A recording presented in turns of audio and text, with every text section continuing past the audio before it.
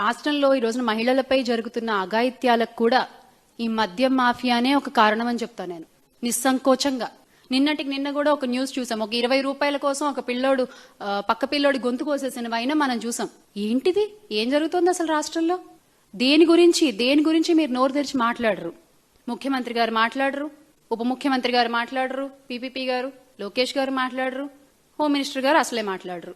అంటే కూటమి నేతల దృష్టి ఎలా ఉందంటే, మాకు మద్యం షాపులు, బెల్ట్ షాపులు విస్తరిస్తే చాలు, ఆరోగ్యశ్రీ లేకపోతే ఏంటి, మెడికల్ కాలేజీలు లేకపోతే ఏంటి, గ్రామ సచివాలయాలు లేకపోతే ఏంటి, గ్రామాలు ఏవైపోతే మనకేంటి అన్నట్టుగా ఉంది ఈ రోజున కూటమి పరిస్థితి.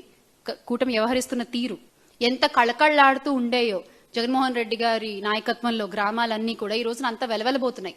ఈ మద్యం మాఫియా మూలంగా, ఈ మద్యం మూలంగా జగన్ గారు ఎంత సంక్షేమ పాలన అందించారో అంతకంతకి సంక్షోభ పాలన అందిస్తున్న ఘనత మూటగట్టుకుంటున్నారు ఈ కూటమి ప్రభుత్వం.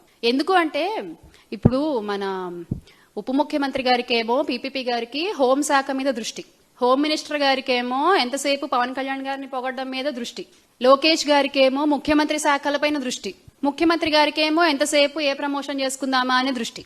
అంతే తప్ప ఈ రోజున ఈ నకిలీ మద్యం గురించి కానీ, ఆగిపోయిన ఆరోగ్యశ్రీ గురించి కానీ, ప్రైవేటు పరం చేస్తున్న మెడికల్ కాలేజీల గురించి కానీ, కల్తీ ఆహారం తిని చనిపోతున్న, కల్తీ నీరు తాగి చనిపోతున్న గిరిజన బాలికల గురించి కానీ, గురుకుల పాఠశాలలో చదువుతున్న బాలికల గురించి కానీ ఎవ్వరు మాట్లాడరు. ఏమన్నా అంటే మాకు అండర్స్టాండింగ్ ఉంది, మాకు మేము స్నేహపూర్వకంగా శాఖల మధ్య అండర్స్టాండింగ్ తో పనిచేస్తున్నాము అని చెప్తారు. మీరు పనిచేస్తే ఎవరు అడగారు కదా మిమ్మల్ని. లేకపోతే ఇదేనా మీ పనిచేసే వైనం? ఈ రోజున గ్రామాలన్నీ కూడా వెలవెలబోయి నాశనం అవుతున్నాయి. దానికి సమాధానం ఎవరు చెప్తారండి? అందుకే ఈ రోజున వైఎస్ఆర్ కాంగ్రెస్ పార్టీ ఒకటి కాదు, గ్రామ స్థాయి నుంచి రాష్ట్ర స్థాయి వరకు ప్రతి ఒక్కళ్ళు కూడా కల్తీ మద్యం వద్దు, మాకు మెడికల్ కాలేజ్లే ముద్దు అంటూ ముందుకొచ్చి కదిలొచ్చి కోటి సంతకాల కార్యక్రమంలో వాలంటీర్ గా సైన్ చేస్తున్నటువంటి పరిస్థితిని చూస్తున్నాం మనం.